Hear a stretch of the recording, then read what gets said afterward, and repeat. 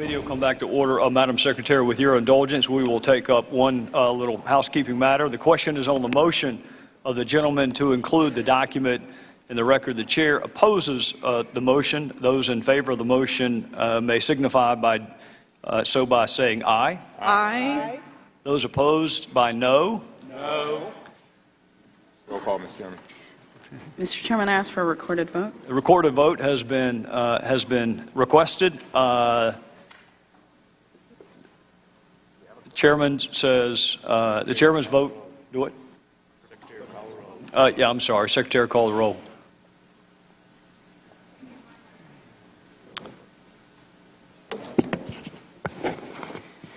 Mr. Westmoreland? No. Mr. Westmoreland votes no. Mr. Jordan? Mr. Who? I'm sorry. I couldn't hear. Oh, sorry. Mr. Jordan? No. Mr. Jordan votes no. Mr. Roscom? No. Mr. Roscom votes no. Mr. Pompeo? No. Mr. Pompeo votes no. Mrs. Roby? Mrs. Roby votes no. Mrs. Brooks? No. Mrs. Brooks votes no. Mr. Cummings? Yes. Mr. Cummings votes yes. Mr. Smith? Aye. Mr. Smith votes aye. Mr. Schiff? Aye. Mr. Schiff votes aye. Ms. Sanchez? Aye. Ms. Sanchez votes aye. Ms. Duckworth? Aye. Ms. Duckworth votes aye. The clerk will report.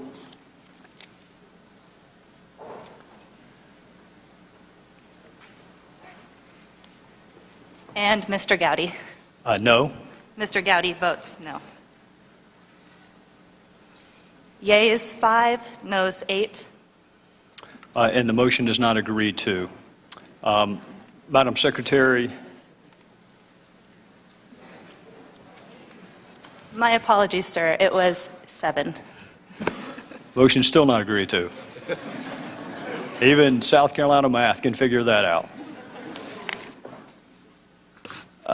Madam Secretary, before we broke, there was a question asked that I thought was a fair question, which is, why was I talking about Mr. Blumenthal's emails? I do think that's a fair question. I think it's an equally fair question to ask why you were reading Mr. Blumenthal's emails. I think both are fair, so I want to go to June of 2012, which is an interesting time period to look at. It started. Charlene Lamb was an employee of the State Department, and she sent an email which you may be familiar with. It's at tab 56. I'm not going to read it, but it's at tab 56, where she described Benghazi as a soft target, attacks on Americans not staffed adequately.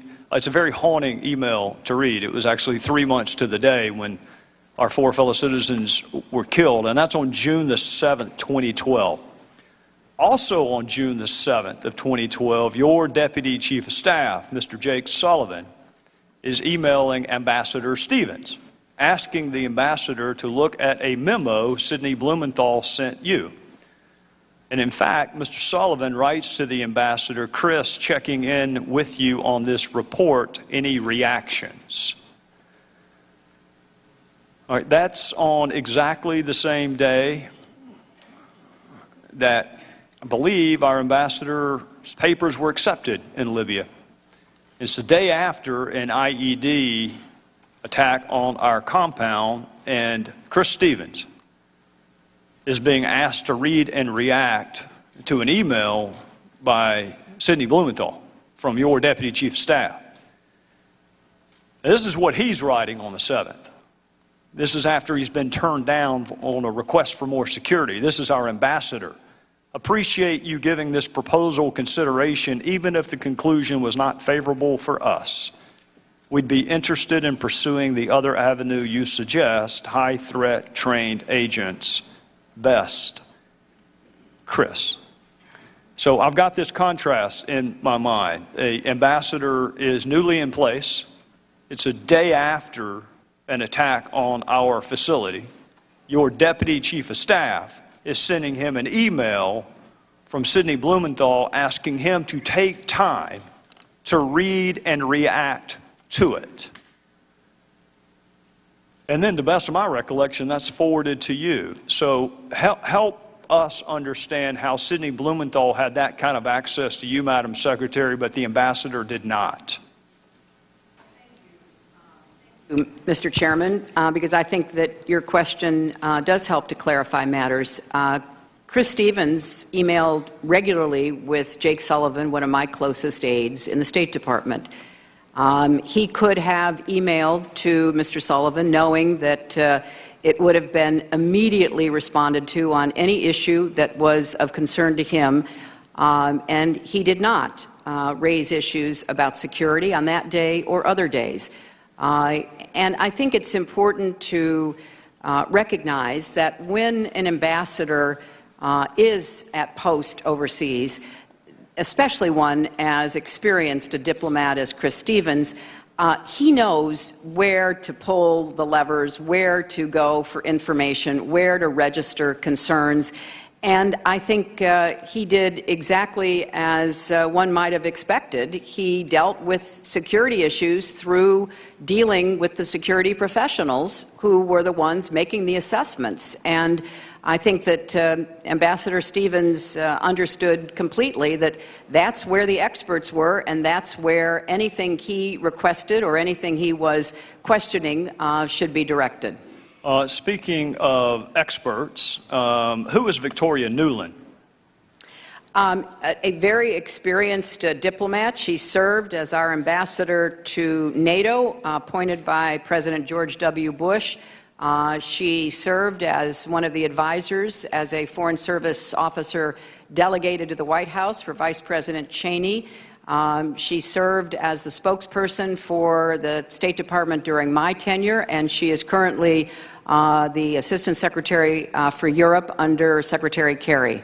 She wrote this to the ambassador on June the 13th, 2012. That is a week after the facility was attacked. It is only a handful of days after he was turned down on a request, specific request, for more security. Chris, I know you have your hands full, but we'd like your advice about public messaging on the spate of violence in Libya over the past 10 days. So she's asking him for help with public messaging. Jake Sullivan, which is the other half of the question that I don't think we got to. I understand that Chris Stevens was a rule follower. I understand that. I've got no qualms. My question was actually not why Chris Stevens didn't contact you, but why did Jake Sullivan send Chris Stevens a Sidney Blumenthal email to read and react to? On the day after the facility was attacked, the same day he was denied a request for more security, and instead of email traffic back and forth about security, it's read and react to a Blumenthal email. Well, I think any ambassador, if one were sitting before the committee, would say that they handled a lot of incoming information and requests. Some of it was about what was happening in country. Some of it was about what was happening back in the United States. And Chris felt strongly that the United States needed to remain in and committed to Libya.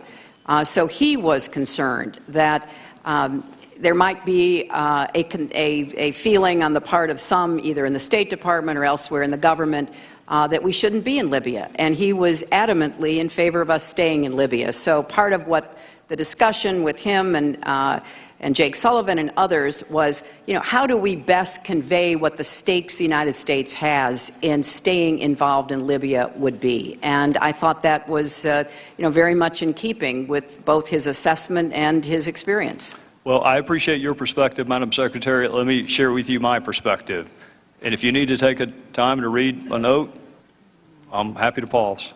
No, I'm just being reminded, which I think is important, that, remember, Chris spent the vast majority of his time in Tripoli, not in Benghazi. So a lot of what he was looking at is how you deal with not only those in authority positions in Libya who were based in Tripoli at that time, but also representatives of other governments and the like. And I think it is fair to say that any time you're trying to figure out what's the best argument to make especially if you're someone like Chris Stevens trying to put together and make the best argument about why the United States should remain committed to Libya and others as well.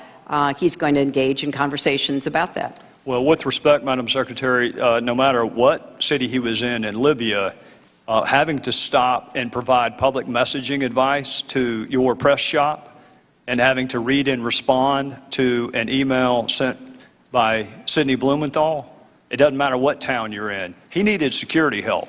He didn't need help messaging the violence. He needed help actually with the violence. You have said several times this morning that you had people and processes in place. And I want to ask you about an email that was sent to you by another one of your aides, Ms. Uma Abedin. That would be exhibit number 70 in your folder. She emailed you that the Libyan people needed medicine, gasoline, diesel, and milk. Do you know how long it took you to respond to that email? Well, I responded to it very quickly. Yeah, 4 minutes. My question, and I think it's a fair one, is the Libyan people had their needs responded to directly by you in 4 minutes, and there is no record of our security folks ever even making it to your inbox. So if you had people and processes in place for security, did you not also have people and processes in place for medicine, gasoline, diesel, milk?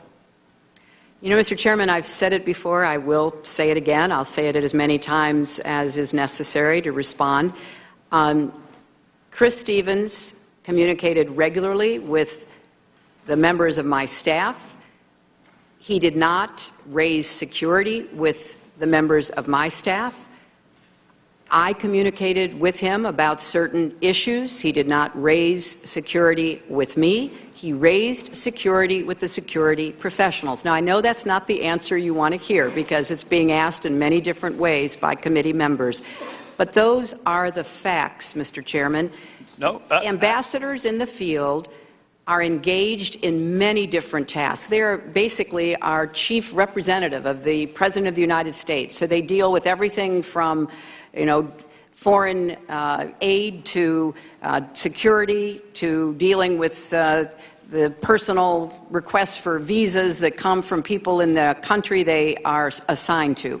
And Chris Stevens had regular contact with members of my staff, and he did not raise security issues. Now, some of it may have been because, despite what was implied earlier, there was a good back and forth about security, and many of the requests that came from Embassy Tripoli, both for Tripoli and for Benghazi, were acted on affirmatively. Others were not.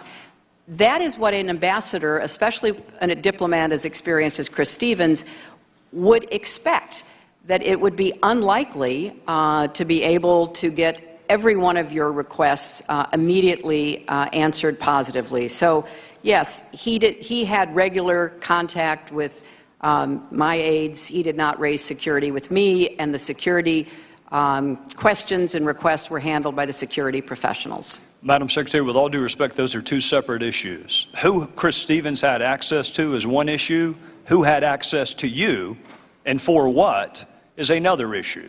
Because you have said you had people and processes in place. You also have people and processes in place for people who want to send you meaningless political advice. You also have people and processes in place for people who want to inquire about milk and diesel fuel and gasoline. You also have people and processes in place for people who want to provide insults towards folks you work with in the administration. All of that made it directly into your inbox, Madam Secretary. That is my question. My question is, how did you decide when to invoke a people and process and who just got to come straight to you? Because it looked like certain things got straight to your inbox and the request for more security did not. And while you're answering that, I want to inform and instruct why I'm asking it. You have mentioned the ARB on a number of occasions again today. This was not the first ARB. We had one after Kenya and Tanzania. And that ARB could not have been more specific. The Secretary of State should personally review the security situation of our embassy facilities. That ARB put the responsibility squarely on you. So with respect to that previous ARB recommendation, and in contrast, what did make your inbox versus what did not, did you personally review our security situation as the previous ARB required? Well, let me see if I can answer the many parts of your question, Mr. Chairman. Yes, personal email came to my personal account. Work-related email did as well. And I also relied on a number of my aides and staff members, as well as experienced Foreign Service officers and civil servants, who were similarly engaged in gathering information and sharing it. And as I said, and I will repeat, Chris Stevens communicated with a number of people that I worked with on a daily basis in the State Department. So far as I know, he did not raise any issue of security with any of those people. He raised it where he knew it would be properly addressed. If he had raised it with me, I would be here telling you he had. He did not. And so I think it's important to try to separate out the various elements of your question, Mr. Chairman, and I will do my best to continue to try to answer your questions. But I have said before, and I will repeat again, Sid Blumenthal was not my advisor, official or unofficial, about Libya. He was not involved in any of the meetings, conversations, other efforts to obtain information in order to act on it.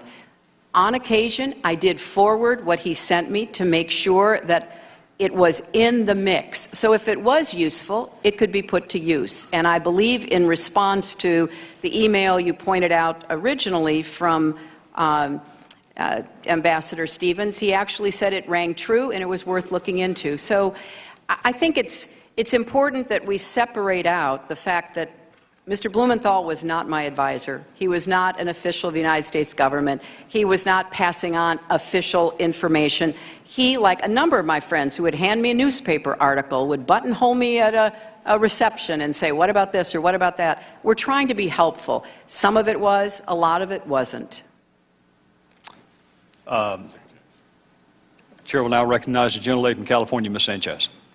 Thank you. Secretary Clinton, I listened very carefully when Chairman Gowdy was questioning you in the first round of questioning. I have to say I was kind of surprised. We waited more than a year to finally get you up here to testify.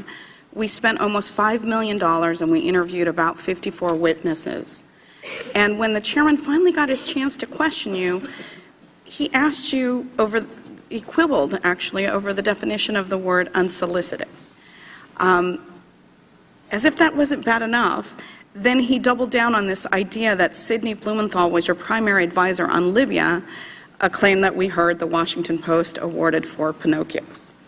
He said on Sunday on national television that he had zero interest in the Clinton Foundation and other topics, but then he just spent his full time, the full questioning time in the first round, asking you about the Clinton Foundation, media matters, and other topics that don't really have anything to do with the attacks that occurred in Benghazi. And my own sense of incredulity was, really? Is this why we've asked you to come to testify about that? The overwhelming sense that I get from the Republican side of the aisle is they seem to be arguing somehow that Sidney Blumenthal had access to you while Ambassador Stevens did not. Do you think that that's an accurate statement? Of course not, Congresswoman. You know, you didn't need my email address to get my attention. In fact, most of the work I did, as I said this morning, had nothing to do with my emails. It had to do with the kind of meetings and materials that were provided to me through those who were responsible for making decisions on a whole range of issues.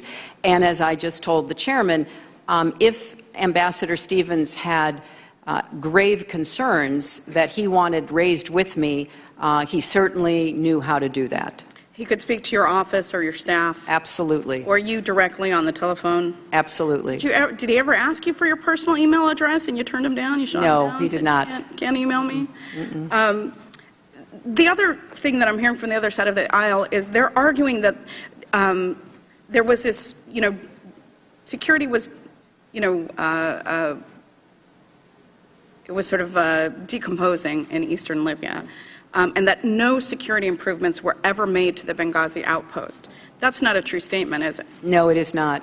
In fact, there were many security enhancements that were asked for that were actually made, although there were other requests that were made that were not fulfilled. Is that correct? That's correct. Okay.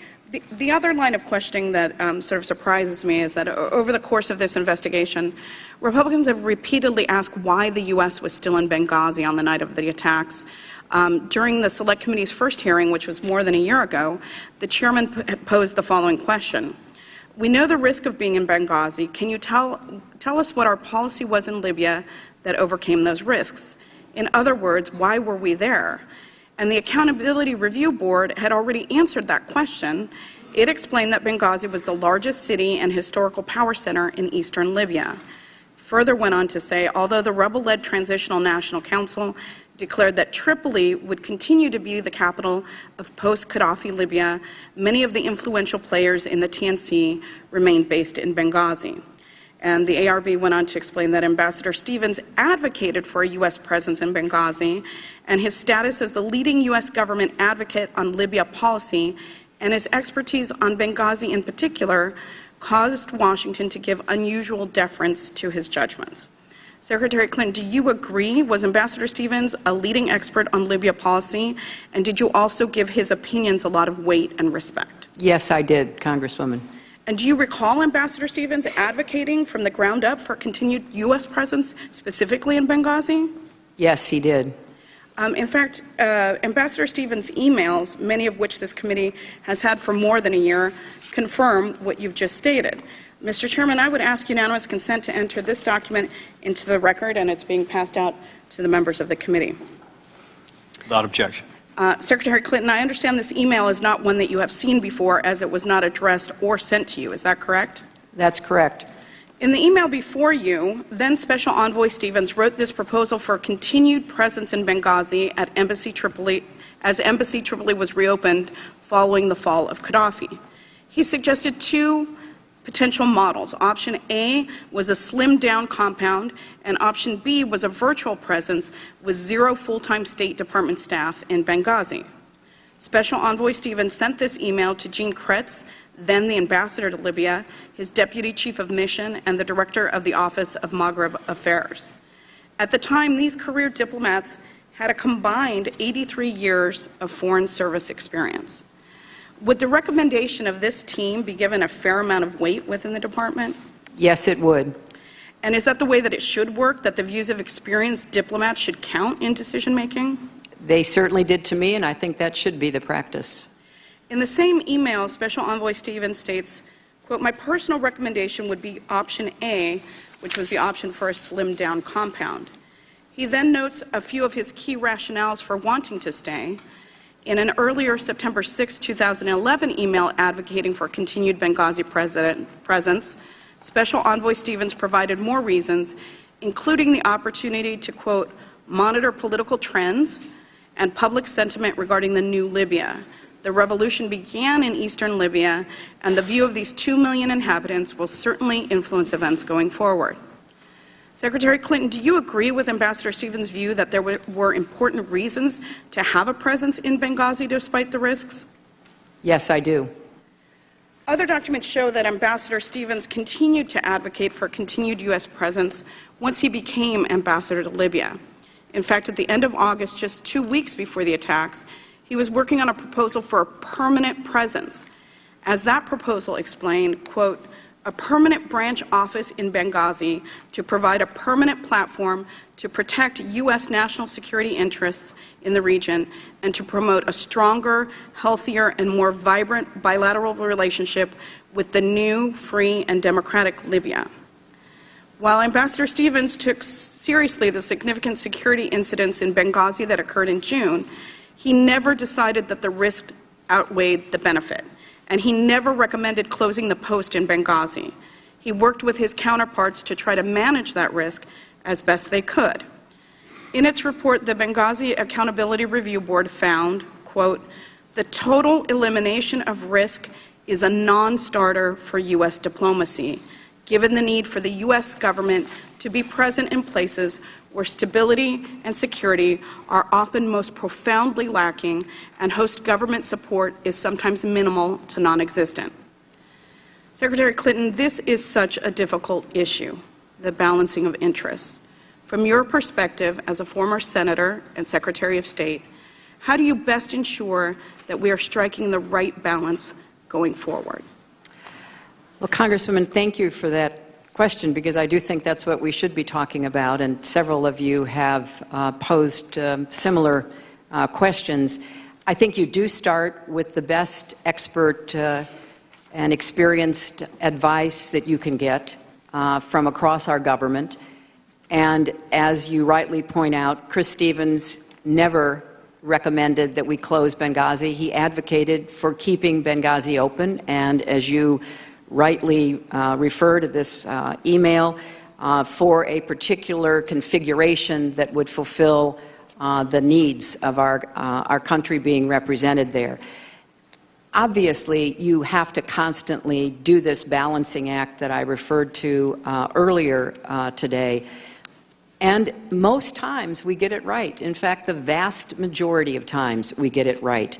With Benghazi, the CIA did not have any plans to close their facility.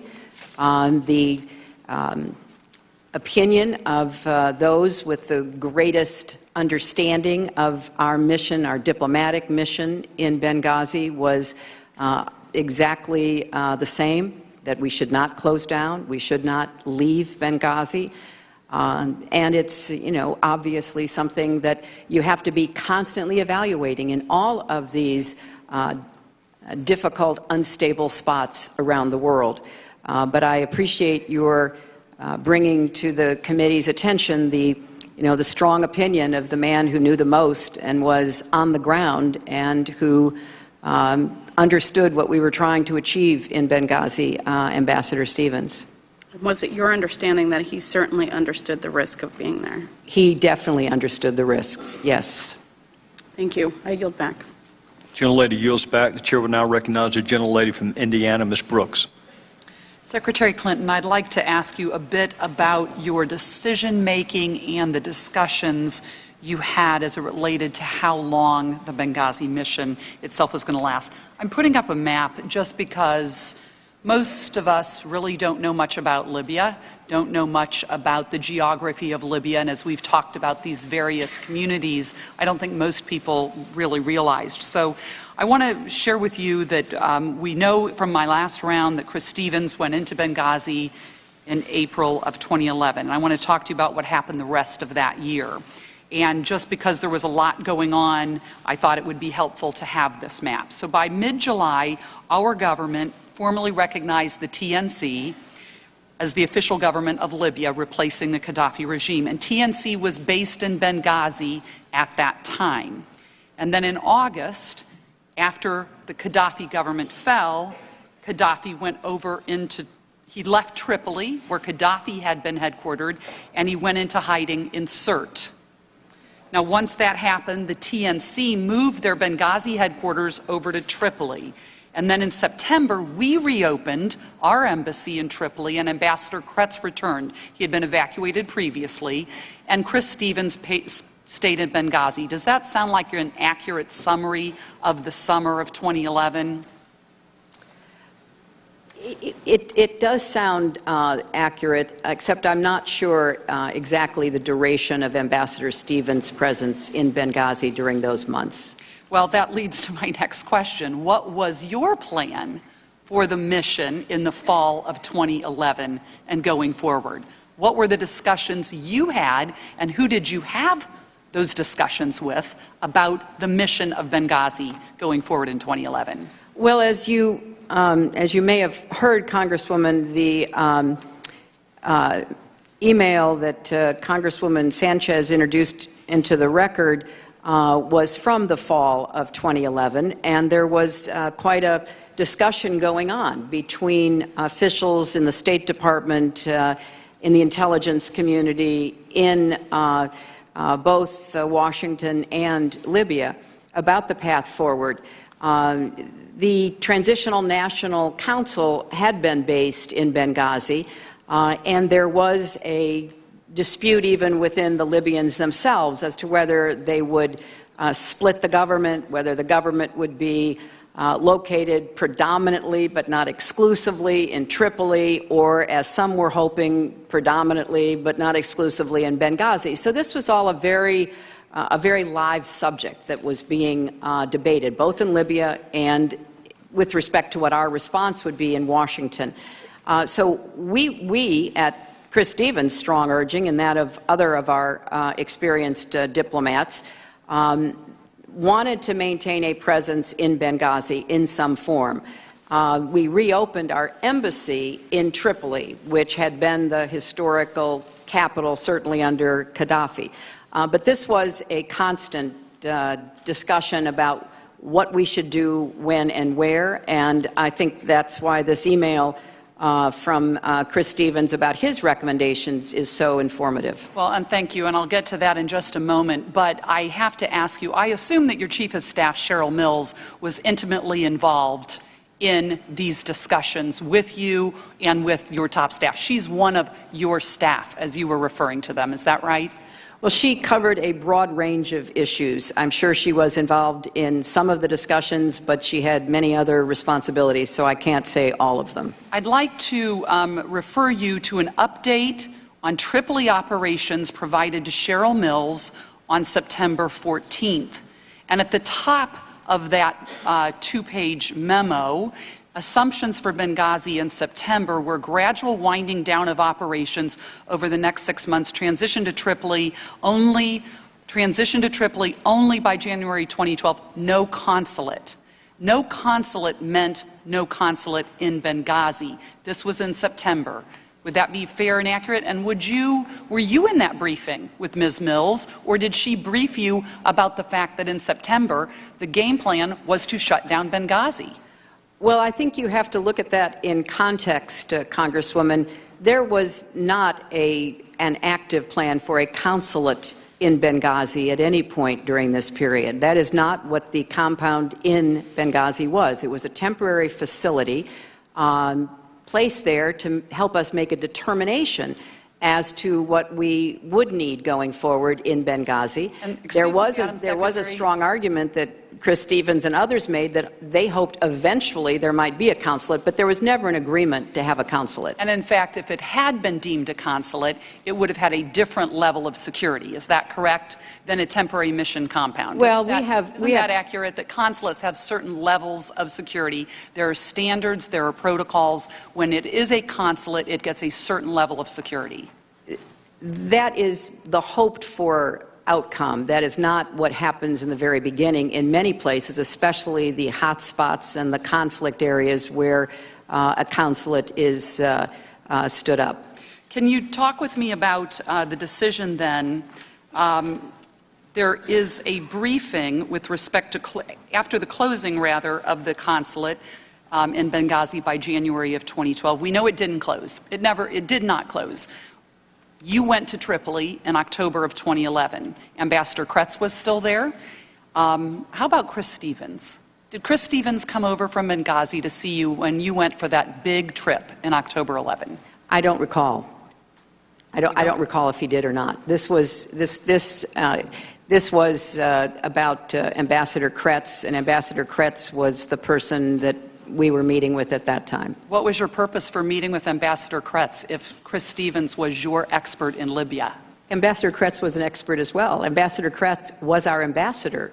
You remember, as I mentioned to you before, he had been our ambassador, and then because he reported very accurately about what he observed regarding Gaddafi and Gaddafi's henchmen, when WikiLeaks disclosed internal U.S. government cables, and Gene Kretz's cables were publicized talking very critically about Gaddafi, he was then subjected to threats, and then we took him out. We did not close the embassy at that time. So he had returned to finish out his time, and we were in the process of moving him to another assignment and nominating Chris Stevens to replace him. But you didn't during that one trip to Libya. You didn't talk to Chris Stevens, best of your recollection. While I was at in that time. Libya, I don't recall that. Of course, we consulted with him with respect to planning the trip as to who we would meet with, what we would ask for. We were trying very hard to get the people in positions of authority at that time in Libya to let us work with them on everything from border security to collecting weapons and trying to disarm the militias. We had a lot of business we were doing with them. So going back to Ms. Sanchez's email with respect from John Stevens to Ms. Polishek, it talks about option A, as you pointed out, slimming down the compound. And so he weighed in October, he was weighing in on whether or not the compound should stay open. But I'd like to direct your attention to an email that's at tab 4, dated December 15th from Chris Stevens. And I might add for the record, we do not still, to this day, have all of Chris Stevens' emails. We received 1,300 more this week. We received most of them last week. We don't have the universe yet of Ambassador Stevens' emails. But he emailed to a reporting officer who we know was in Benghazi still. He wrote, "Interesting. Has security improved in Benghazi in recent weeks? Also curious what you guys decided to do regarding future of the compound." He was in Washington, D.C., or back in the States during that time. And in December, Ambassador Stevens, your soon-to-be ambassador, didn't know what was going to happen with the compound in Benghazi. How is that possible? Well, Congresswoman, one of the great attributes that Chris Stevens had was a really good sense of humor. And I just see him smiling as he's typing this because it is clearly in response to the email down below talking about picking up a few, quote, fire sale items from the Brits. Those fire sale items, by the way, fire sale items are barricades. That's right. They are additional That's requests for security for the compound. That's what that fire sale was, because we weren't providing enough physical security for the compound. Isn't that right? So they're picking up a fire sale because other consulates are pulling out, other countries are pulling out. Well, I thought it showed their entrepreneurial spirit, Congresswoman, Absolutely. and I applaud them for doing so. We did respond to a number of the security requests, the physical security requests. The posters that were up earlier this morning were only about the number of diplomatic security personnel. You're talking about physical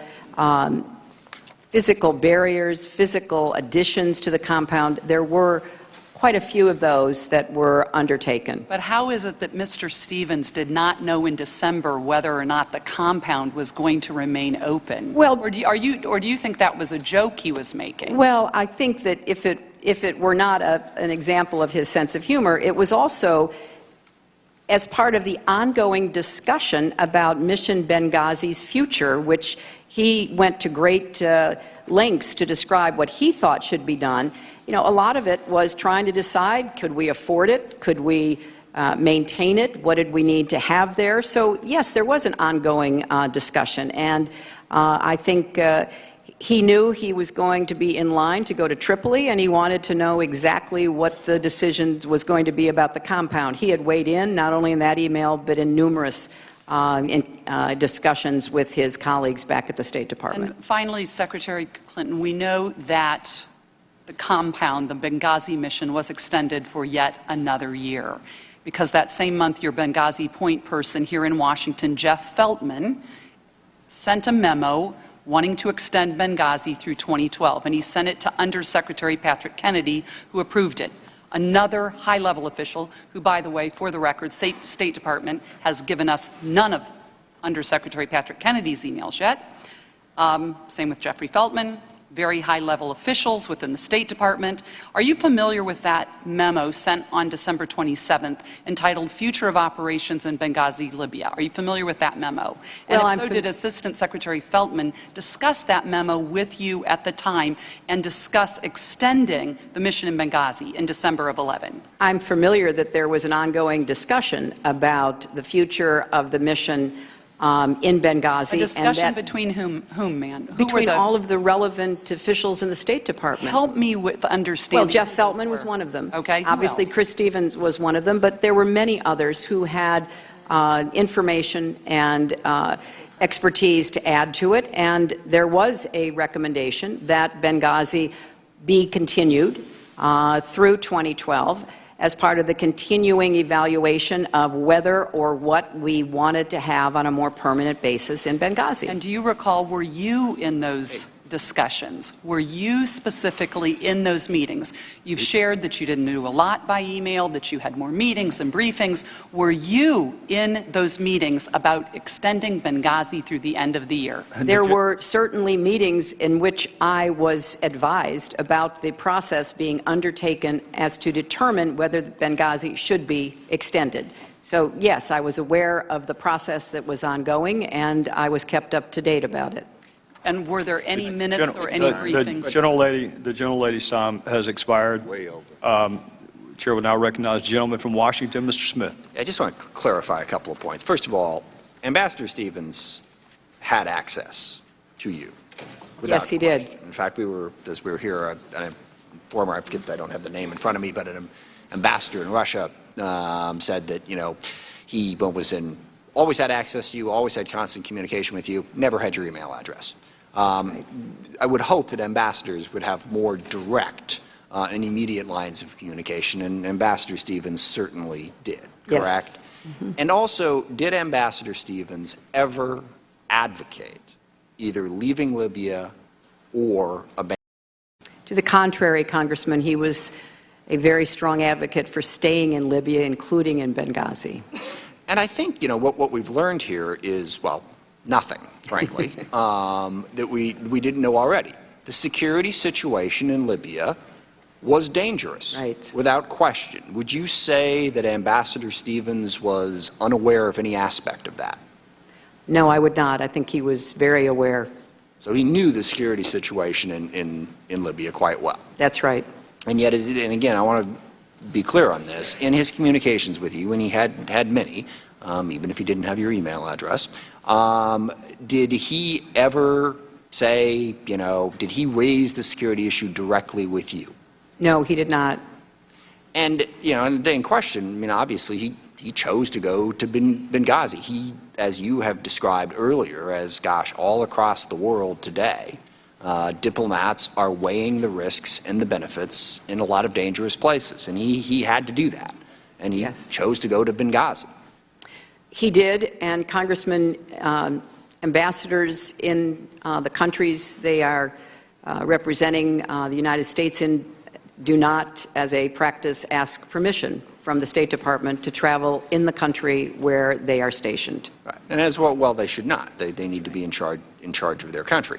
I'll also point out, on the question of emails and which ones you've received and haven't received, unfortunately, the State Department, which has been spending an enormous amount of time producing documents for this committee, cannot produce thousands of emails at the drop of a hat.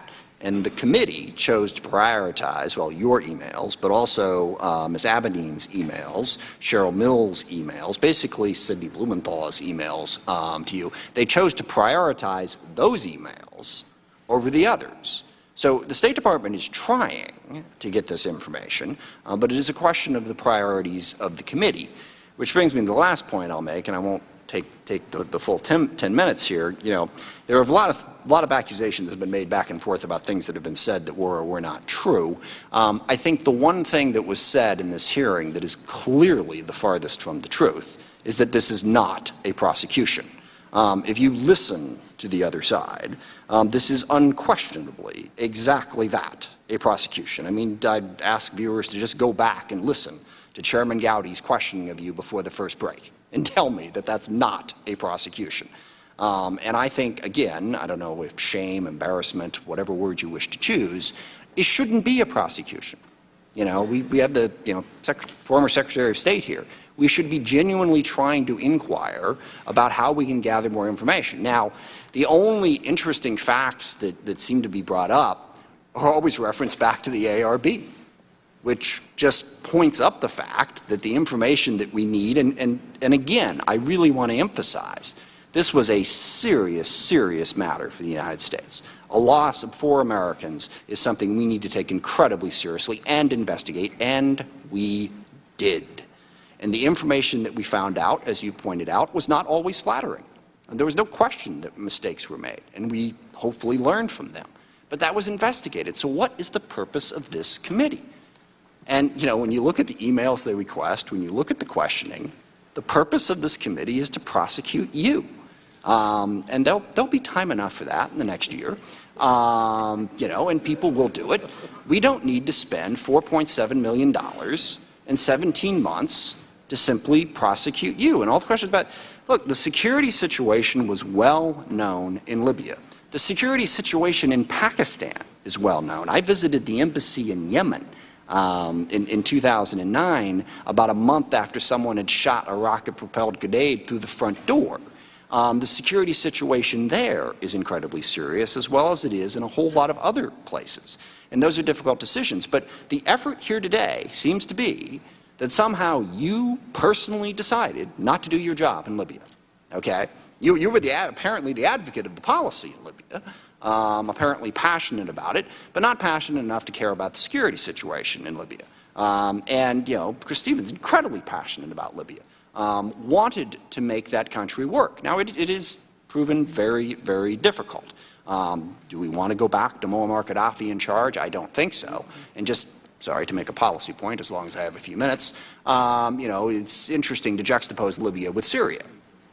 Because, just as many of my Republican colleagues are ripping apart the Obama administration and all those involved for choosing to remove Gaddafi, they are ripping apart the Obama administration and all the current officials for choosing not to get involved in Syria. What that points up, frankly, is the difficulty of the job that you had. And I thank you for taking it. I'm not sure I would be so bold. It is a very, very dangerous world. Bad things are going to happen. And what we are witnessing today is if bad things happen, you will be dragged out over months and months and months in this partisan atmosphere. And that is very, very unfortunate. This needed to be investigated. I mean, 9/11. We didn't investigate 9/11. 9/11/2001, just to specify, with the length and depth that we have chose to investigate this. So again, I come back to the central point, to the central problem with this committee. It is a prosecution. It is a partisan exercise. It is not trying to investigate and find out the truth. And again, we are now, do a little quick math here, 5 hours into it, count the break, maybe 4 hours into it. We have learned nothing substantively new about what happened in Benghazi. Very serious things happened. They were investigated. They were reported. Mistakes were made. They were reported. But this committee, in all that time and effort, has unearthed nothing. Instead, they want to prosecute you. And you rip apart your every word, your every email. 2 staffers 5 levels down from you who said something bad about you. I mean, my goodness, I hope I don't ever have to undergo that kind of scrutiny. I would not survive it, and I don't think many would. So, I hope in the hours that we have left to do this that we will try to circle back to learning something new, to figuring out how we can best strike that balance that you described of being present in the world, but also trying to keep our people safe. Throughout the history of the country, my aunt was actually a Foreign Service officer. Way back when, we have lost many diplomats, and she tells me about it all the time. It's a difficult balance. If we can get back to that, if we can learn something new about what happened in Benghazi, I think that might be helpful. But right now, this committee is not doing a service to the 4 people who died or their families, or to preventing any of these future incidents from happening. So I thank you for your testimony. I thank you for your leadership and your willingness to do a very, very difficult job. And with that, I yield the remainder of my time to the ranking member, Mr. Cummings. Madam Secretary, maybe an hour or so ago, we were talking about the diplomatic security folks on the night of the incident, and you look like it appeared that you wanted to say a little bit more about that and what they. Speaking of that, the incident, would you like to elaborate? Well, thank you, Congressman. I don't want anything that is said to me or about me to take away from the heroic efforts that the diplomatic security officers exhibited. The 5 men who were with Chris and Sean Smith risked their lives repeatedly and were themselves under grave threat. I wanted to point out that even when we try to get it right, which we do try, sometimes there are unintended consequences, and there is an example out of this tragedy. Coming out of previous assessments of attacks on facilities, we now have safe havens, safe rooms in facilities, particularly residences. The diplomatic security officers were able to get both Chris and Sean into that safe room. Of course, the idea behind the safe room, why security experts advocated for them, was to protect our civilians, our diplomats, from attacks like the one that was occurring. The attackers used diesel fuel to set the compound on fire. And the safe room was anything but safe. I'm sure the committee members know that neither Chris Stevens nor Sean Smith died from injuries directly inflicted by the attackers. They both died of smoke inhalation. And one of the recommendations in this ARB report is that when we have safe havens, we need to have equipment that will enable people that are safe within them to withstand what happened in Benghazi. The lead diplomatic security officer, who was with both the ambassador and Sean Smith, endeavored to lead them to safety through a wall of black smoke.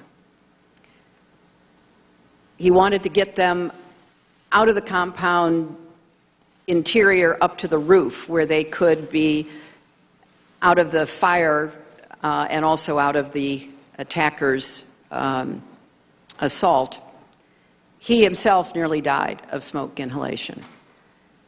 When he looked around to make sure that both Sean and Chris were with him, he couldn't find them.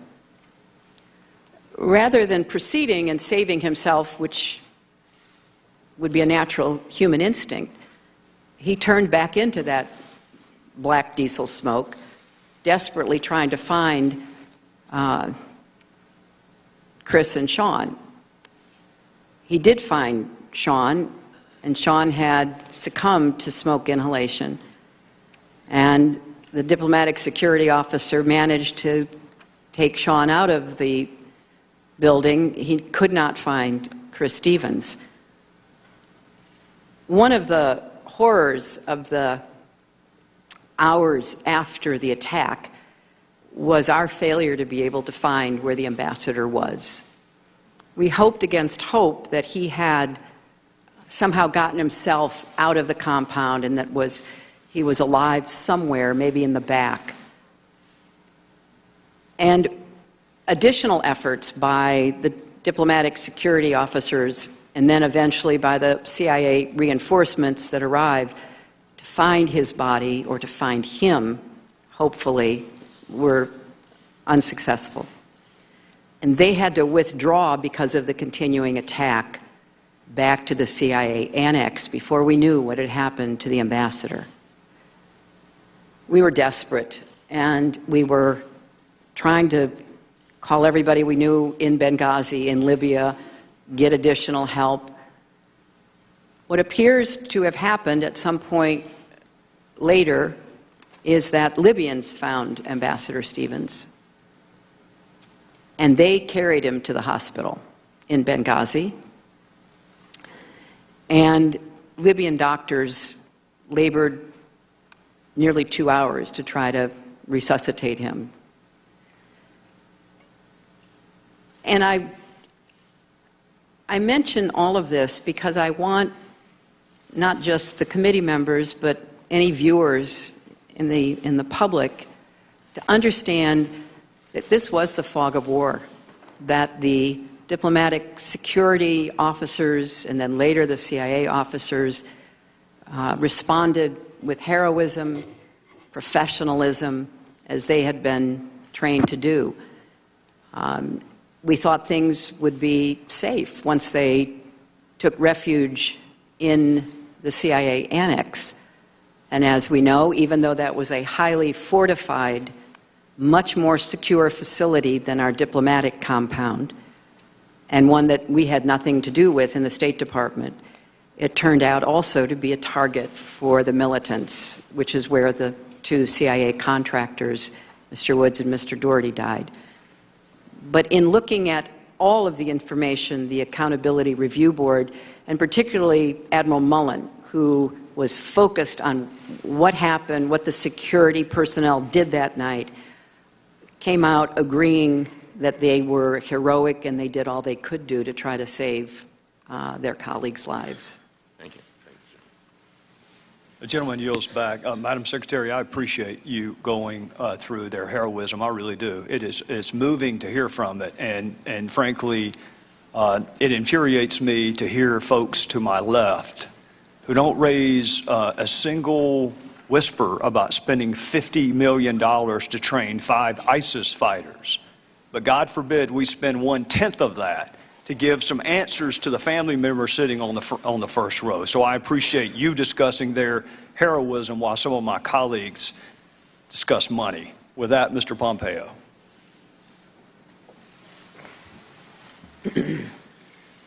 I should add for that, I think, Mr. Smith gave a soliloquy. I think it was elegant, but more importantly, I think it was representative of the behavior of the Democrats on this panel. Since May of 2014, not one finger, not one question for a witness. They say they want to get at the truth, but the truth of the matter is they spent most of their time today, anybody can rewind the tape and find they spent most of their time today attacking members of this committee in this process, and I regret that. I think that's a violation of their duty to the country, and most importantly, their duty to the families. I want to go back to a couple things I talked to you about a bit before, Madam Secretary. So Ambassador Stevens didn't have your email, is that correct? Your personal email?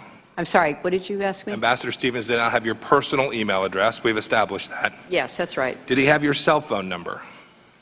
Nobody had the 24-hour number of the state operations in the State Department that can reach me 24/7. Yes, ma'am. Did he have your fax number? He had the fax number of the State Department. Did he have your home address? No, I don't think any ambassador has ever asked me for that. Did he ever stop by your house? No, he did not, Congressman. Mr. Blumenthal had each of those and did each of those things. This man upon whom provided you so much information on Libya had access to you in ways that were very different than the access that a very senior diplomat had to you and your person. I had a picture up here a bit ago of a man named Wissam bin Hamid. You said you didn't recognize who he was. Were you ever briefed that he was present at the compound the night that Ambassador Stevens was killed? We're trying to track down the basis of your question, Congressman. We have no information at this time. My question is a yes or no question. It's pretty simple. Well, I don't have any information that I can provide to you, yes or no, because I know nothing about this. So the question is, were you briefed? And the answer is? We don't know anything about it. So how could I have been briefed about something we know nothing about? Great, thank you. Are all ARBs created equal? Well, there have been 19, including the one that we impaneled after Benghazi. They've all been led by distinguished Americans. They've all been set up in accordance with the laws and rules that the Congress established when they created the legislation to establish ARBs. So I assume in those respects they are created equal. Yes, ma'am. You know, I asked a pretty simple yes or no question, I guess. And I'm happy to let you expand. I'm happy to bring breakfast in. But when we ask a yes or no question, it'd sure be helpful if we could get to the answer. It wasn't a trick question at all. Are the recommendations of each ARB worthy of equal treatment? Well, they certainly are worthy of follow-up by the department, and I believe that they have been. There was an ARB, please, if you put up the poster, please. There was an ARB in 1998. You said this before in your testimony. 200 folks were killed. Here's what its recommendation said. It said, quote, special mission security posture that was inadequate for Benghazi and was, excuse me, this is from the most recent one. I want to know if you agree with this. Special mission security posture that was inadequate for Benghazi and grossly inadequate to deal with the attack that took place. Do you agree with that statement from the current ARB? I accepted the recommendations of the current Madam ARB. Secretary, my question is if you agree with it. I don't think that's a relevant question, Congressman. I think the question is, I accepted their recommendations, and obviously their recommendations were based on their very thorough investigation and analysis. So clearly, I endorsed the entire board's work. In January 2014, Senator Feinstein, noted conservative, said, quote, in her report, the incidents at the TMF and CIA were likely preventable, end of quote. Do you agree with that statement from Senator Feinstein's report? Well, I would like to think that anything of that magnitude and the loss of life could have in some way been preventable. I think that what the ARB recommended were steps to try to enhance our ability to prevent future attacks. Let's go back. I want to go back now. I have the right poster up. I apologize for that. In 1998, here's what the ARB said. It said, quote, the Secretary of State should personally review the security situation of embassy chanceries and other official premises, closing those which are highly vulnerable and threatened, end of quote. You've told us all day today that you don't think you should have been involved, quoting again from the ARB, personally reviewing security. How do you square that? Well, there are a couple of important points to make about this, Congressman. First, I made a number of decisions to close embassy, chanceries, and other official premises based on security. I closed the embassy in Tripoli. I had to evacuate all of the Americans out of Libya. We had to, lease ferries that came from Malta. We closed embassies and other facilities when we had a strong consensus recommendation that it was necessary to do. So that is a statement of secretarial responsibility. Now, with respect to looking at every security request, how high should the wall be, whether there should be barricades placed on the east or the west side, that is handled by the security professionals. So clearly, I closed embassies. I recommended that embassies and other facilities be closed. So I understand what that point is. Madam Secretary, this is yes or no question. Do you think you complied with what the ARB in 1998 said and personally reviewed the security at Benghazi? Well, that is not what my understanding of the 1998 It's just words, ARB. Madam Secretary. They're right there. Well, and I just answered. I personally reviewed security situations of chanceries and other official facilities that were recommended because they were highly vulnerable and threatened to be closed. And we closed some. Some we were able to reopen, which is kind of part of the process. With respect to the 1998 ARB recommendations, by the time I became secretary, having succeeded two secretaries who served during very dangerous and threatening times, there was an assessment made that I certainly was briefed into that we had to look at how best to professionalize the security and the expert advice that we were receiving. That was exactly what I did, and I went further than that. I created a new position, a deputy secretary for resources and management. I also had recommended after our ARB, the Deputy Assistant Secretary for High Threats. So this was a constant discussion about how to make us secure, but not whether or not the Secretary of State should decide on the height of the barricades. I think that's where we may not be fully understanding one another, Congressman.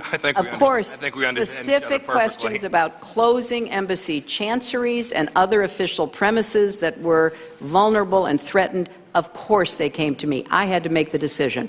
deciding whether the wall would be 10 feet, 12 feet, whether there'd be 3 security agents or 5, that was the province, as it should have been, of the professionals. Madam Secretary, here's another one from the 1998 ARB. Quote, first and foremost, the Secretary should take a personal and active role in carrying out the responsibility of ensuring the security of U.S. diplomatic personnel abroad.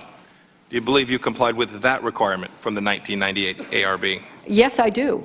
I believe that I had established a process, and I said earlier today, State Department and our security professionals have to be 100% right, and I think that what happened in Benghazi was a tragedy and something that we all want to prevent from ever happening again. But there were many, many situations, many security issues that we had to deal with during the 4 years that I was Secretary of State. And I did leave what I hope will be a very important additional position, namely the Deputy for High Threat Posts, that now will focus solely on what are considered the highest threat places in the world for our personnel. Madam Secretary, I hope you can understand the difference between creating a deputy under Assistant Secretary and America's senior diplomat getting involved in personal security. The amount of resources that can be moved, the speed with which they will move, rested only in your hands. Well, I just respectfully disagree with that, Congressman. It's been my experience that you want to find people who are dedicated 100% to security. You don't want a secretary or anyone dipping in and out, maybe making decisions based on factors other than what the professionals decide. At least that is my very strong opinion. Yes, ma'am. Leaders lead. I've just got a few seconds. In all of the materials that have been produced to us today, I have not yet found the document that was prepared at your request for post-Gaddafi planning. Did you have such a document prepared prior to the time that Mr. Gaddafi was removed? We had a number of documents. We had a long list of areas that we were working on and the process for following up on those areas. I don't know if it was one document or a dozen documents, but we had a lot of work that was ongoing, both at the State Department and at USAID. And did you ask for those documents to be prepared? Do you know if you had a team working on that, or if it was just something that was happening of its own accord?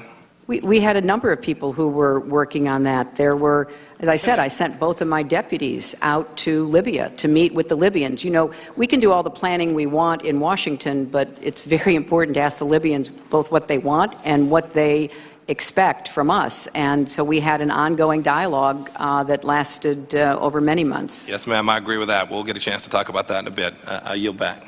Gentleman yields back. The chair will now recognize the gentlelady from Illinois, Ms. Duckworth.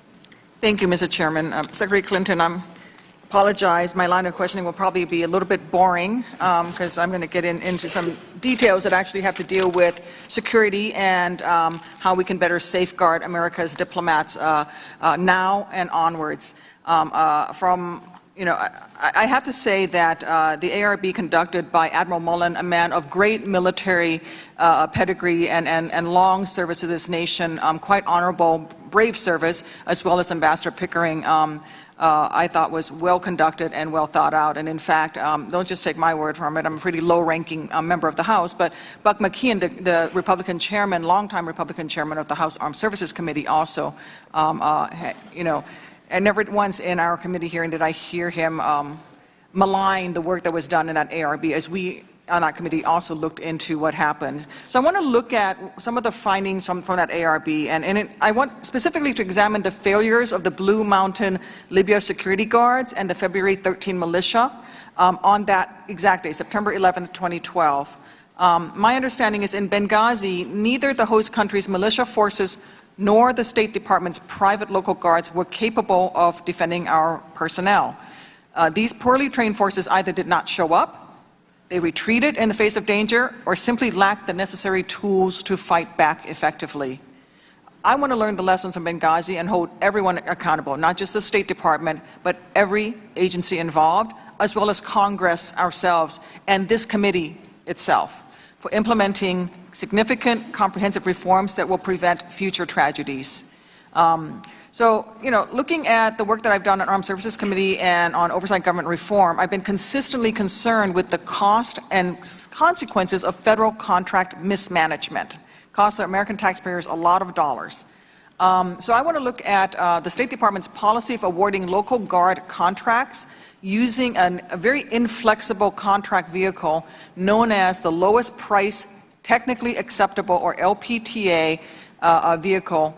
I think that should have raised red flags here in Congress. When life and limb are at risk, such as when buying body armor for our troops overseas or barriers for our embassies, I don't know that lowest price technically acceptable is the right vehicle. So can you discuss a little bit why is it that the State Department appears to have awarded local guard contracts in Libya using this contracting method? Congresswoman, I think that's another very important question. I think the State Department, like much of the rest of the government, often feels under pressure to go to the lowest price, whether or not that lowest price is the best contract. And we had a lot of challenges, not just in Libya, but in many places around the world, trying to work to find the right contractors to provide static security for a lot of our posts and facilities, to find more kinetic contractors who could be the front line of defense, since we, as we discussed earlier, were stationed in so many places where there were not American military that could be called and quickly respond. So I would like very much, and perhaps there could be a working group with Armed Services and Foreign Affairs and others to look to see whether we couldn't get a little more flexibility into this decision-making, because the February 17th militia was viewed by the CIA, which had vetted it, as well as by our diplomats, as a reliable source for kinetic support. Sometimes it worked, and sometimes it didn't. And the static support proved to be not very useful at all on that night. So I think you're really raising an important issue about how to get more flexibility into the contracting, because we're not going to be able to bring American military forces to every place where we are in a high-threat post, either because the military can't afford to do that for us or because the host country won't invite us in. And the other problem, as you pointed out, is that if the host country doesn't have any real resources, it's hard to know how much they can produce. That night I was calling the president of Libya and demanding that he find any friendly militia, any friendly anybody, to show up and to support us. When our reinforcements, the security reinforcements from Tripoli landed, a militia showed up and, in fact, kept them there until they had a big enough group to accompany them to the CIA annex. So it's a very unpredictable and even erratic process, and it starts with, in many instances, the lowest price, and I don't think that's always the best way to get a contract for security. I happen to agree with you, and I think actually the LPTA that I'm talking about, that actually sets very inflexible standards for specifically the Department of State, is actually a law passed by Congress in 1990. So when you talk about maybe some sort of a working group, Congress needs to do our part and maybe amend a 35-year-old law that actually forced the State Department to go with the lowest price. Secretary Clinton, can you address what actions Congress can fix problems that have to do with host country instituted stringent policies given the use of private security guards? My understanding is that the country of Libya, the host nation in this case, did not allow your security contractors to carry firearms. The Blue Mountain Guards, I think the Blue Mountain Guards were not allowed to carry firearms. Right. Is that right? Yeah, the Blue Mountain was not. Certainly our diplomatic security officers were. The militia members who were supposed to be providing kinetic help for us were. So it was only the static guards that were not. Now, I will say that, some of those guards did stand their ground. They were basically run over. Several of them were injured the night of the attack. So I don't want to cast aspersions on all of them and the service they provided, but it was not adequate for what we needed then or really at any time. Are we facing that same type of restrictions in other nations as well, in other hotspots? We talked earlier about the 19 missions that are out there with this type of issues with the LPTA and contracting, and as well as host nation requirements? Yes, we do. You know, the host nation gets to call a lot of the shots. Under the Vienna Convention, the host nation is responsible for providing security for diplomatic posts. But when a host nation is either unwilling to do so, as we do have in some places where we are present, or unable to do so, because I do think with the Libyans, there was a desire to be helpful, but not a capacity to produce what we needed. We have to really work hard to get the kind of support that is required. And you know, in some cases, we've been able to work out arrangements with the host countries. Some we have just defied them and tried to be very quiet about what we were doing, and others, you know, we are prohibited. So it's a constant, again, it goes back to that balancing of risk and reward that we're always doing. Going back to the ARB conducted by Admiral Mullins and Ambassador Pickering, how many of their recommendations did U.S. Secretary of State accept? I accepted all of them. They made 29 recommendations, Congresswoman. I accepted all 29 of them and began to implement them before I left the State Department, and I know that Secretary Kerry has continued that work. Do you recommend for future secretaries and for this committee and other members of Congress some sort of a formal review process as we go onwards? I don't want there to be a review process that is triggered by death of Americans. This goes back to my earlier question about institutionalization of this process so that we make sure that our men and women in embassies right now are safe, and that they're safe tomorrow and a year from now and 10 years from now. What needs to be done so that we can make sure that our 4 heroic dead did not lay down their lives in vain? Well, Congresswoman, before the attacks in Benghazi, the Congress never fully funded the security requests that the administration sent to Congress. Following Benghazi, that has improved, but there are still areas where I think greater funding and responsiveness would be helpful. It was unfortunate that we didn't get all the resources that might have enabled us to do more in all the high-threat posts before Benghazi, but I appreciate what the Congress has done since. The one specific recommendation that I would like to see the Congress act on expeditiously is the training facility that would be set up in order to train diplomatic security officers specifically for these high-threat situations. And I think this is overdue. I know that on a bipartisan basis, representatives from Virginia, which is the state where the site that has been identified is found, have urged in a recent op-ed that the Congress act on this. I would certainly echo that as well. Thank you. I thank the gentlelady. Madam Secretary, they've called votes, but we're going to try to get in Mr. Roscom, and I'm going to recognize Ms. Brooks for 10 seconds before Mr. Roscom. Thank you, Mr. Chairman. And just to clarify for the record, I made a statement previously that we had received none of Undersecretary Patrick Kennedy's emails. We've received some through production of other individuals' emails. We have not received a full production of Undersecretary Patrick Kennedy's emails. So I just wanted to clarify. We do have some, but it is through other email production. Thank you. I yield back. Yes, ma'am. Gentleman from Illinois. Thanks. Secretary Clinton, can I just direct your attention to the screen?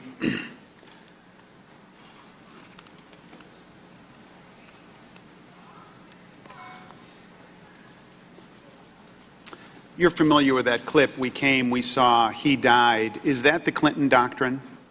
No, that was an expression of relief that the military mission undertaken by NATO and our other partners had achieved its end, and therefore no more American, European, or Arab lives would be at stake in trying to prevent Gaddafi from wreaking havoc on Libyans or causing more problems to the region and beyond. I want to direct your attention, and maybe direct the group's attention right now, to something that hasn't really been discussed. There's been this explicit criticism of Republicans being partisans today, but I want to direct your attention to what is actually going on with you and your team, many of whom are here today with you. So Jake Sullivan, one of your close advisors that you just told us about, put together the TikTok on Libya memo, and that was a memo that was all about you. It put together 22 different accomplishments, and you were the central figure in all 22 of those accomplishments. And I've got to tell you, it's really well put together. He uses language of action and initiative and leadership. Let me just give you a couple of these.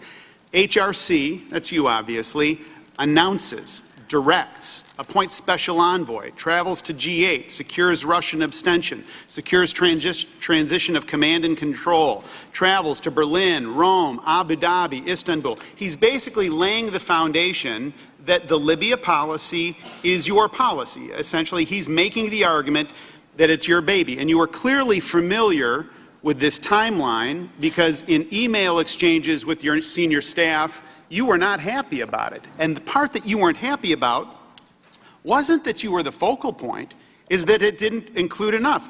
So you said, this is your email. What bothers me is that the policy office prepared the timeline, but it doesn't include much of what I did. Another time you said, the timeline is totally inadequate, which bothers me about our record keeping, and I'll come back to that in a minute, Secretary. For example, I was in Paris in 3/19 when the attack started. It's not on the timeline. What else is missing? Go over as soon as possible. Now, this timeline was put together, according to your senior staff, explicitly for an article that came out in the Washington Post entitled, Clinton's Key Role in Libya Conflict. And in fact, according to your staff, quote, the comprehensive TikTok memo Jake had put together was done in large part for the Warwick piece. It was a piece written by Joby Warwick at the Washington Post. And again, according to your staff, the great detail Joby had came entirely from Jake. That's Jake Sullivan.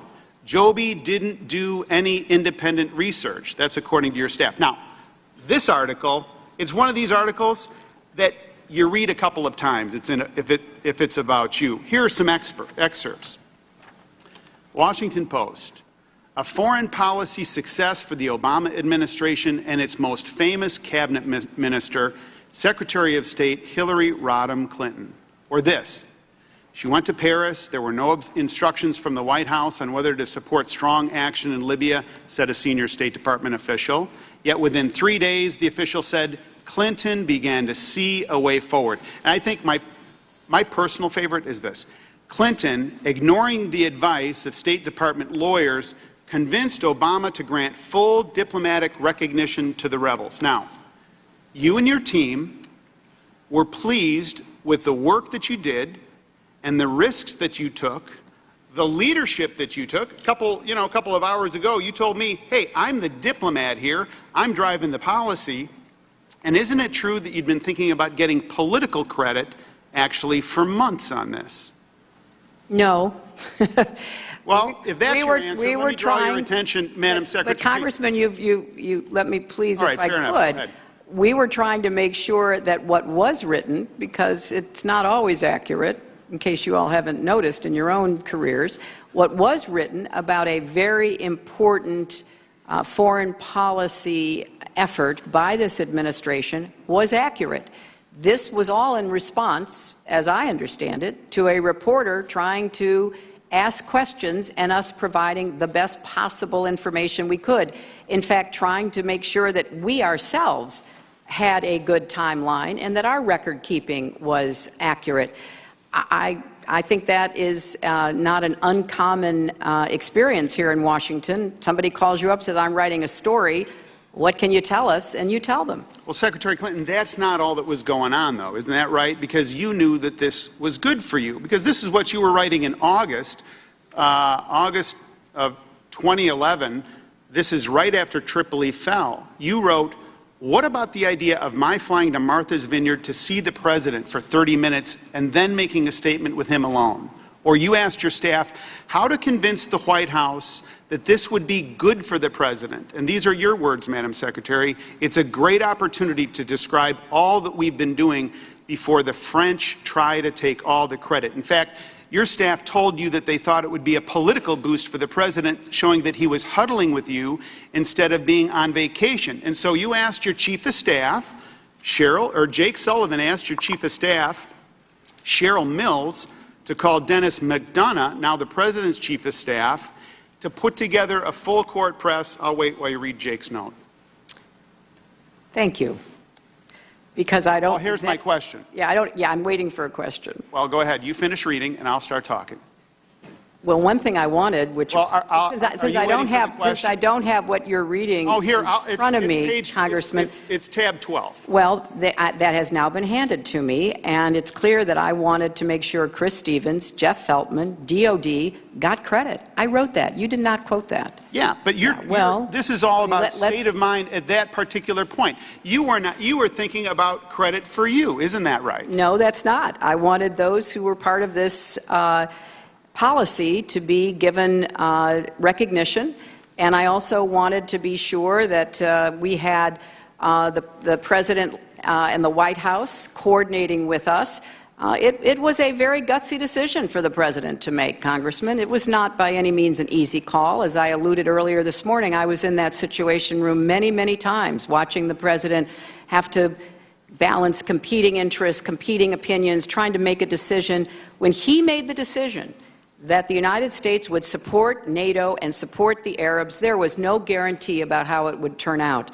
And I personally believe he deserved a lot of credit, as did Chris Stevens, Jeff Feltman, the Department of Defense, and others. We had a daily phone call, a daily secure phone call that often included the President, included the generals and the admirals responsible for our mission, included our top diplomats.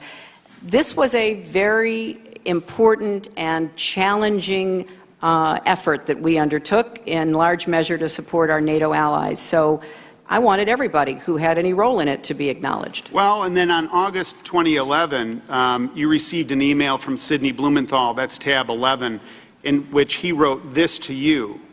This is a historic moment, and you will be credited for realizing it. When Gaddafi himself is finally removed, you should, of course, make a public statement before the cameras wherever you are, even in the driveway of your vacation home. You must go on camera. That was Blumenthal's admonishment to you. And I don't recall doing that, just in case you're going to ask me. Yeah, but I mean, look, the timing. You forwarded Blumenthal's suggestion to Jake Sullivan, and you were focused on how dramatic it would be. You were working to make this the story of the day, isn't that right? This is your email to Jake. This is tab 11. This is your words, Madam Secretary. Sid makes a good case for what I should say, but it's premised on being said after Gaddafi goes, which will make it more dramatic. That's my hesitancy, since I'm not sure how many chances I'll get. So 2 months before the end of the Gaddafi regime, and you're already planning on how to make your statement dramatic to maximize political gains. Isn't that right? Congressman, I think that what we were trying to do was to keep the American people informed about this policy. It was, as you recall, somewhat controversial. Now, there were Republicans as well as Democrats who advocated for it, and there were Republicans as well as Democrats who were concerned about it. So I think as Secretary of State, I did have an obligation at some point to be part of the public discussion about what had occurred. And I see nothing at all unusual about trying to figure out when would be the best time to do that. Isn't it true that your staff heard from the White House after the Warwick piece in the Washington Post that they were concerned, that is the White House, of the amount of credit that you were getting as opposed to the amount of credit the President's getting? That's true, isn't it, Madam Secretary?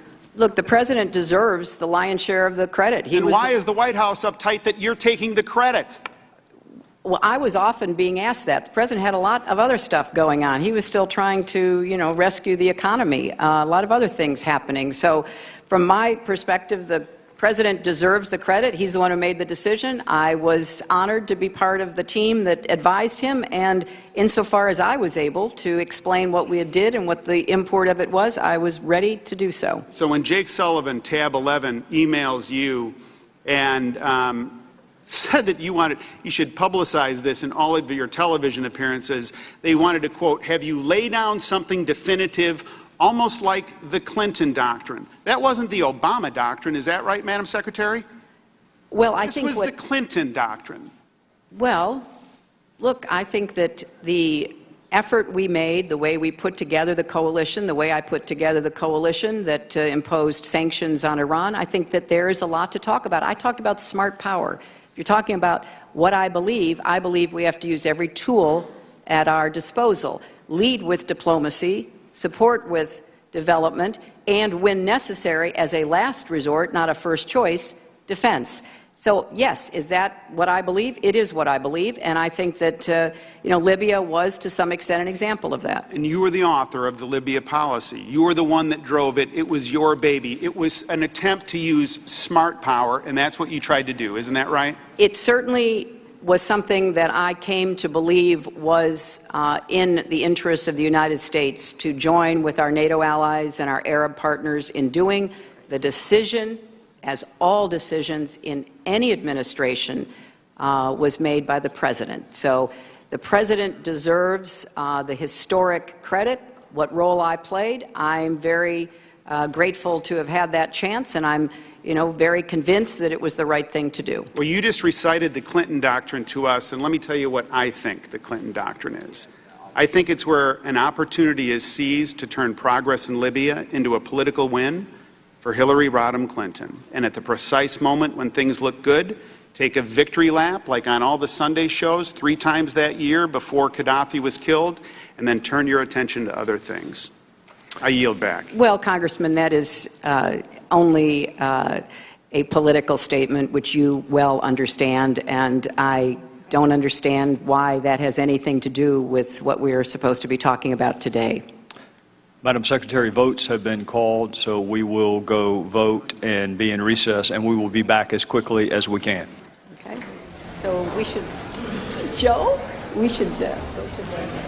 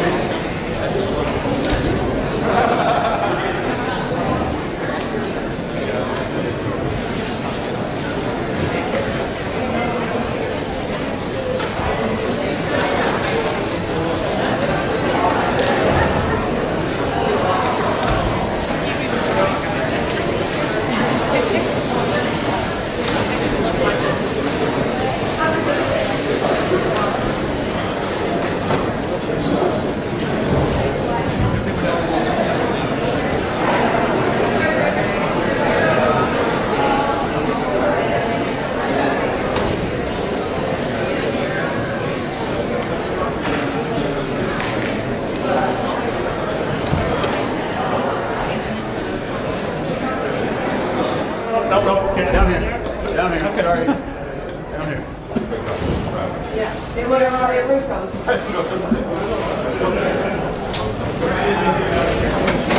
Kids good?